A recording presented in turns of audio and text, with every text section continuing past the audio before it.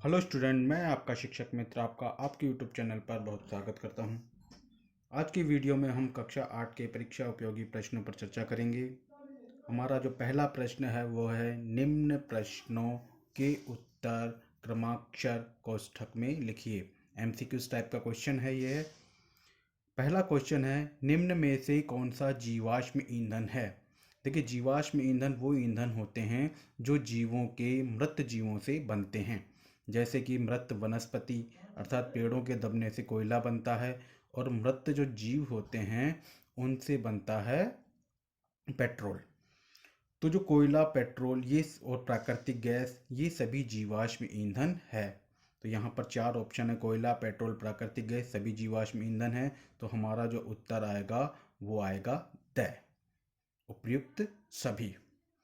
इसी प्रकार से हमारा जो दूसरा जो एमसीक्यू प्रश्न है वो है, पेट्रोल जैसे ज्वलनशील पदार्थों में लगी आग को बुझाने में उपयोगी है। देखिए, पेट्रोल से जो आग लग जाती है उस आग को पानी से नहीं बुझाया जा सकता है, और ऑक्सीजन तो वैसे ही जलाने में सहायक होती है। तो पेट्रोल से लगी जो आग होती है उसको बुझाने के लिए हम CO2 गैस का उपयोग करते हैं, जो कि आपके जो पेट्रोल पंप वगैरह पर आपने देखा होगा, एक लाल रंग का सिलेंडर रखा होता है जिसको हम जो है अग्निशमन यंत्र कहते हैं। तो यहाँ पर हम जो है हमारे जो ये कॉलम है इसमें हम बै भर देंगे CO2। चर्चा करते हैं तीसरे प्रश्न की। मोमबत्ती की ज्वाला के सबसे बाहरी क्षेत्र का रंग होता है। देखिए, मोमबत्ती जब जलती है तो उसमें जो है उसकी जो ज्वाला होती है उसका जो सबसे बाहरी क्षेत्र होता है वो नीले रंग का होता है, और ये सबसे तीव्र होता है, और इसी का उपयोग जो है सुनार करते हैं। तो यहाँ पर हम जो है हमारे जो सही उत्तर है वो नीला है, और यहाँ हम दै भर देंगे। अब इसी प्रकार से कुछ प्रश्न हमारे सत्य असत्य के भी आते हैं। सत्य असत्य के पहला प्रश्न है, अमीबा में मुकुलन द्वारा जनन होता है। क्या ये कथन सत्य है या असत्य है? तो देखिए, ये कथन जो है वो असत्य है, गलत है, इसलिए हम यहाँ पर भर देंगे असत्य। क्योंकि अमीबा जो होता है उसमें जनन विखंडन द्वारा होता है, मुकुलन द्वारा जनन होता है ईस्ट में या हाइड्रा में। दूसरा है हमारा सत्य असत्य, हार्मोन रासायनिक पदार्थ है। बिल्कुल, हार्मोन जो होता है वो रासायनिक पदार्थ होते हैं। हार्मोन क्या होते हैं? हार्मोन अंतःस्रावी ग्रंथियों से स्रावित होने वाले पदार्थ होते हैं। हमारी जो हैं 6 अंतःस्रावी ग्रंथियां होती हैं, पीयूष ग्रंथि, थायराइड ग्रंथि, थाइमस ग्रंथि, एड्रिनल ग्रंथि, और इसी प्रकार से जो है वृषण और अंडाशय। तीसरा सत्य असत्य है, तड़ित चालक भवनों की सुरक्षा के लिए लगाया जाता है। बिल्कुल, तड़ित जो चालक होता है उसको भवनों के ऊपर लगाते हैं, और ये उस पर बिजली जब गिरती है, कड़कती है, तो उस बिजली को गिरने से उसमें बचाता है। तो ये कथन भी हमारा जो है बिल्कुल सही है। अब इसी प्रकार से आपकी परीक्षा में कुछ अति लघुत्तरात्मक प्रश्न भी आते हैं, जिनका उत्तर आपको एक शब्द से एक लाइन में देना होता है। आपकी कॉपी बड़ी होती है तो यहाँ पर जो उत्तर 3 लाइन में दिख रहा है आपको वो एक लाइन में ही आ जाएगा, या 1.5 लाइन में भी दे दें तो कोई बड़ी बात नहीं होती है। 1.5 लाइन में भी हो सकता है, 2 लाइन में भी हो सकता है। ये प्रश्न छोटे ही होते हैं। तो पहला प्रश्न है हमारा, ज्वलन ताप किसे कहते हैं। देखो, ज्वलन ताप क्या होता है? वह न्यूनतम तापमान जिस पर कोई पदार्थ आग पकड़ लेता है उसे ज्वलन ताप कहते हैं और जलने लगता है, उसे उस पदार्थ का ज्वलन ताप कहते हैं। जैसे कोई भी चीज़ होती है तो वो तुरंत उसको अगर हम जलाते हैं, जैसे लकड़ी को भी हम जलाएं तो क्या वो तुरंत जलने लग जाती है? नहीं, उसको कुछ समय लगता है, उसको थोड़ा गर्म करना पड़ता है। तो जिसका ज्वलन ताप जितना कम होगा वो उतनी ही जल्दी आग पकड़ लेगा। जैसे पेट्रोल है, पेट्रोल का ज्वलन ताप कम होता है, वो तुरंत आग पकड़ लेता है। तो यह है ज्वलन ताप। दूसरा प्रश्न है, कायांतरण किसे कहते हैं, उदाहरण दीजिए। कायांतरण, देखिए लार्वा होता है। आप इसको इस तरीके से समझ सकते हैं, पहले समझ लीजिए फिर ये आप जो है डेफिनेशन याद करना। देखिए, कायांतरण मेंढक वगैरह में होता है।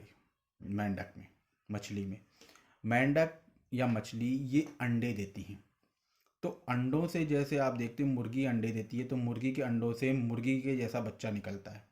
लेकिन जो मेंढक होता है वो जो अंडे देता है उस अंडे से मेंढक जैसा जीव बाहर नहीं निकलता है। तो जो जीव बाहर निकलता है मेंढक के अंडों से, उसे हम बोलते हैं लार्वा। ये लार्वा, अब ये जो लार्वा होता है, ये कुछ इसमें कुछ बदलाव होते हैं और कुछ विशेष परिवर्तन होकर के उसके पश्चात ये वयस्क मेंढक में बदल जाता है। इस प्रक्रिया को हम कायांतरण कहते हैं। अर्थात सबसे पहले जो है वो मेंढक होता है, मेंढक देगा अंडे, ठीक है। अंडे जो होता है, इससे जो जीव बाहर निकलेगा उसे हम बोलते हैं लार्वा। क्योंकि मेंढक नहीं निकलेगा, इससे निकलेंगे लार्वा, छोटे छोटे जीव। फिर ये जो लार्वा है ये बदलेगा, ये लार्वा, इस लार्वा में परिवर्तन होकर के, और ये फिर वयस्क मेंढक जो है या मेंढक का जो बच्चा निकलेगा वो मेंढक जैसा ही निकलेगा। तो इस तरीके से जो है ये, इस चीज को बोलते हैं हम कायांतरण। अगला प्रश्न है प्रश्न 3, यदि शुक्र संध्या तारे के रूप में दिखाई दे रहा है तो आप इसे आकाश के किस भाग में देख पाएंगे। देखिए, आप शाम के समय जाएं जब छत के ऊपर, और शाम के समय जब सूरज जिस दिशा में छुपता है, सूरज के छुपने के पश्चात आप देखेंगे तो वहाँ पर आपको एक बड़े तारे जैसा दिखाई देगा, चमकीला तारा। वो तारा नहीं है, वो क्या है, वो शुक्र ग्रह होता है। तो शुक्र ग्रह जो होता है या शुक्र तारा हमें आकाश में पश्चिम दिशा में दिखाई देता है, जहां पर सूरज छुपता है जस्ट उसके ऊपर। तो शुक्र तारा वहां दिख जाता है आपको। चलिए अब चर्चा करते हैं हम कुछ हमारे लघुत्तरात्मक प्रश्नों की। लघुत्तरात्मक प्रश्न ऐसे प्रश्न होते हैं जिनका उत्तर आपको 4 से 5 लाइनों में देना होता है। यहाँ पर हमारा प्रश्न है, पादप कोशिका एवं जंतु कोशिका में अंतर लिखिए। तो देखिए, पादप कोशिका और जंतु कोशिका में अंतर लिखना है। यहाँ पर आपको मैंने 6 अंतर दिए हैं, 1 2 3 4 5 6। परीक्षा में आपको अधिकतम 4 ही अंतर लिखने हैं। तो आपको जो भी इन 6 में से जो भी पसंद आए 4, वो आप लिख सकते हैं। तो देखिए, पहला अंतर है, पादप कोशिका पादपों में पाई जाती है। जैसे नाम ही इसका पादप कोशिका है, तो पादप कोशिका पादपों में ही पाई जाएगी। इसका नाम जंतु कोशिका है, तो ये जंतु कोशिका जंतुओं में पाई जाती है। तो एक पॉइंट हम ये लिख सकते हैं। दूसरा पॉइंट है, पादप कोशिका में कोशिका भित्ति पाई जाती है। देखिए, पादप जो कोशिका होती है, देखो जैसे ये पादप कोशिका है, इस तरीके की होती है पादप कोशिका, और जंतु कोशिका होती है ऐसे। ये कोशिका झिल्ली है दोनों में। इसमें भी ये जो लाइन बनी है ना, इसको हम बोलते हैं कोशिका झिल्ली। इसमें भी कोशिका झिल्ली है, लेकिन पादप कोशिका में इस झिल्ली के ऊपर एक और परत पाई जाती है, जिसको हम बोलते हैं कोशिका भित्ति। इसमें ये नहीं होती, इसमें केवल एक ही होती है। अर्थात पादप जो कोशिका होती है, इसमें कोशिका भित्ति होती है कोशिका झिल्ली के ऊपर, इसमें कोशिका भित्ति नहीं होती है। तो 2 अंतर हो गए। तीसरा जो होता है, पादप कोशिका में बीच में रिक्तिका पाई जाती है। यहाँ पर बीच में एक बड़ी सी रिक्तिका होती है। चित्र थोड़ा छोटा बन रहा है, यहाँ बना के बताता हूँ आपको चित्र। देखिए, ये पादप कोशिका है, ठीक है। इसमें ये कोशिका झिल्ली हो गई, और ये इसके ऊपर एक परत और हो गई, जिसको हम बोलते हैं कोशिका भित्ति। और ये हो गई जंतु कोशिका, इसमें केवल एक ही लेयर होती है। इसमें बीच में केंद्रक होता है, जैसे ये जंतु कोश, ठीक है ना, ये बीच में क्या होता है, केंद्रक। इसमें बीच में ये रिक्तिका होती है, तो बीच में रिक्तिका होती है, तो केंद्रक कहाँ होता है, साइड में, यहाँ पर। तो तीसरा यही होता है कि पादप कोशिका में बीच में रिक्तिका पाई जाती है, रिक्तिका पाई जाती है। जंतु कोशिका में रिक्तिका नहीं होती है। तो बीच में रिक्तिका होती है, तो इसका जो केंद्रक होता है वो साइड में चला जाता है। तो चौथा पॉइंट आप लिख सकते हैं कि बीच में रिक्तिका होने के कारण इसमें केंद्रक साइड में होता है।